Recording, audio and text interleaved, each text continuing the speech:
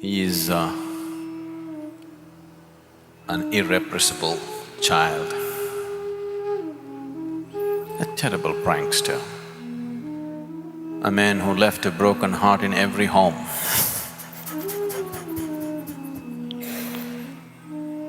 An astute statesman and kingmaker, a yogi of the highest order, and the most colorful incarnation.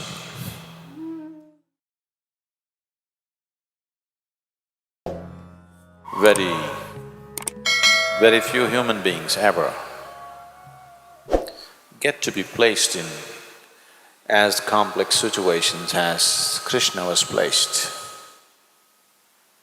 In one human being's life, going through the variety of situations that he went through is generally, it doesn't happen to most human beings. And in all these situations that he was faced with, the clarity of vision that he exhibited and the certainty about his ability to discern as to what is true and what is not true, the clarity that he brought to people around him, people began to experiencing like godlike. So he was proclaimed as an incarnation and a complete incarnation. For those of you who are not familiar with this, they talk about 9 incarnations. I want you to understand this is… what I am going to say now is much before Charles Darwin came. So the first incarnation was Matsya-avatara, that means God appeared in the form of a fish. And you know, Charles Darwin went about proving the first form of life on the planet were water life, fish. And the next incarnation is Kurma-avatara, that means it's a turtle, it's an amphibious animal, half water, half land. Charles Darwin said this also. The third incarnation is Varaha-avatara, which is in the form of a pig, a gross mammal.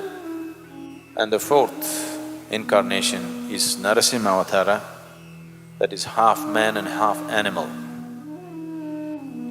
The next one is Vamana-avatara, a dwarf, human form but a dwarf. The next one is Parashurama, a full-grown man, but an extremely violent man, a great fighter. We will meet him shortly here also. Krishna meets him, so he's still alive. So Parashurama is a fighting man. He even lopped off the head of his own mother, a very violent man. The next one is Rama-avatara, a very peaceful one, but very unidimensional kind of man. The next is Krishna-avatara, a very multi-dimensional human being. So Krishna-avatara was considered as a complete avatara or a complete incarnation of God, not just one aspect. As a tribute to the multidimensional nature of who he was. And though he himself never claimed it, even if he had not claimed it, people around him naturally identified him as divine. In this identification that people attached to him,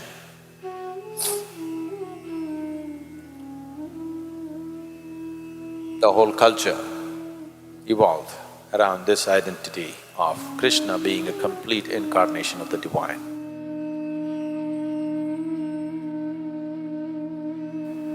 When we say Krishna, the essence of who he is,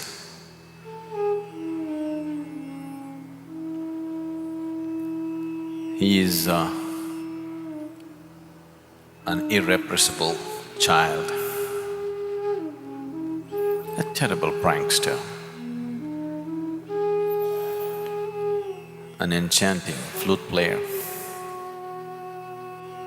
a graceful dancer, an irresistible lover,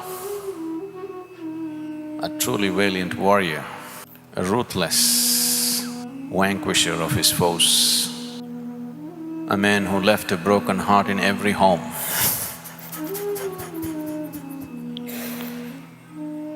an astute statesman and kingmaker, a thorough gentleman, a yogi of the highest order, and the most colorful incarnation.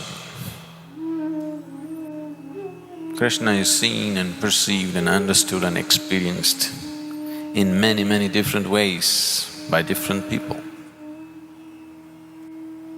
Duryodhana, through the eyes of Duryodhana.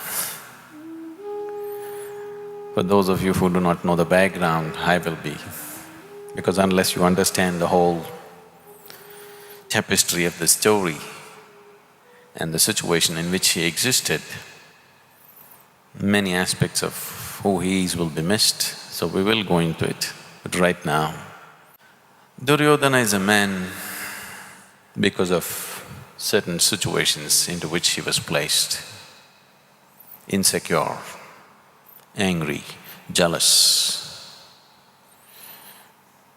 greedy and feeling wronged all his life.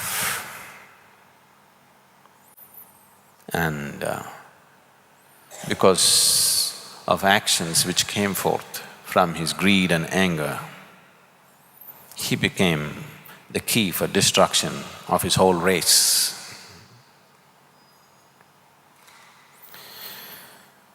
In Duryodhana's words, he is a smiling rogue, if there was ever one. He can eat, he can drink, he can sing, he can dance, he can make love, he can fight, he can gossip with old women, play with little children. Who says he is God? That's Duryodhana's perception. Shakuni, the very embodiment of deception and cunning. Shakuni says, let us suppose he is God. So what? What can a God do? God can only please those devotees who please him. Let him be God. I don't like him. And when you don't like somebody, you must praise them. That's deceit. Radhe,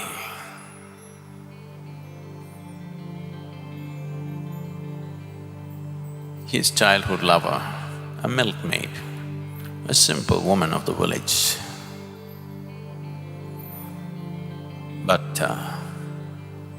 with such unfaltering love and devotion, she has become so big that today you cannot talk of Krishna without Radhe. We don't say Krishna Radhe, we say Radhe Krishna. She has become a simple village woman. She has become as significant as Krishna or little more significant than him. She said, Krishna is with me. He is always with me. Wherever he is, whoever he is with, he's still with me. It's her perception. Vainteya, a youth who was the Garuda chief's eldest son, living on the mountains of Gomantak. A sprightly youth, because of a certain ailment, became totally crippled. This crippled youth, after he met Krishna, Krishna made him walk. So Vainteya said, "He is God, he is God, he is God."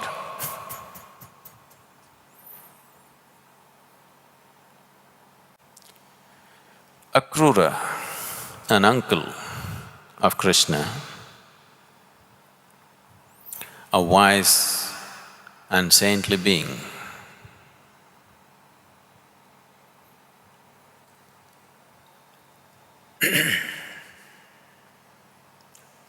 expressed his perception of Krishna this way. Krishna, when I look at him, this strange young boy, I see the sun, the moon and the 7 stars whirling around him. When he speaks, he sounds like the voice of the eternal.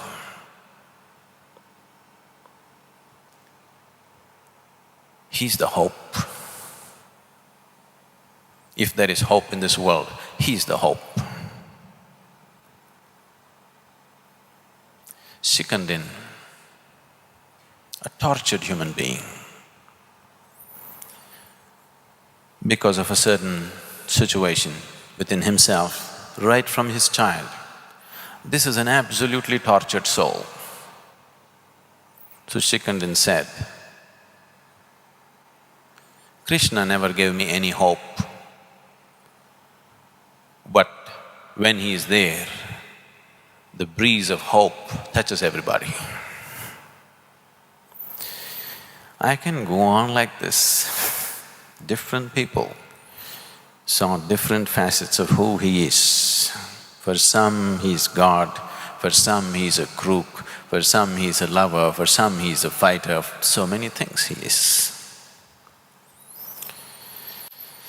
If we want to taste an essence of what it means when we say Krishna, the consciousness that we refer to as Krishna, if we have to be touched by this, we need Leela. Here we are for the Leela. Leela means it is the path of the playful. This is not for the serious times, are you?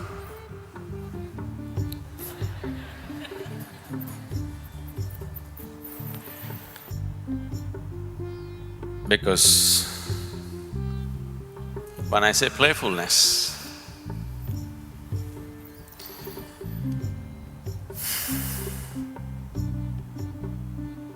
we are not here just to play.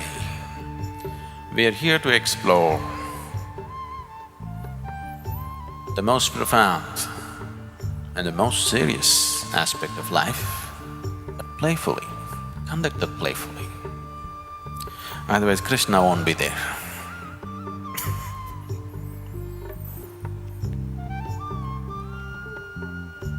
The reason why the most profound dimensions of life have been missed by the vast population in the world is because they do not know how to be playful. If you want to explore this path playfully, if you want to be playful, you need a heart full of love, a joyful mind and a vibrant body, otherwise there's no Leela. If one has to explore the most profound dimensions of life in a playful way, they must be willing to play with their awareness, with their imagination, with their memory, with their life, with their death. they're willing to play with everything. Only then, Leela. Leela does not mean just dancing with somebody. You're willing to dance with death, you're willing to dance with life, you're willing to dance with your enemy, you're willing to dance with the one whom you love. You're willing to dance the last moment of your death.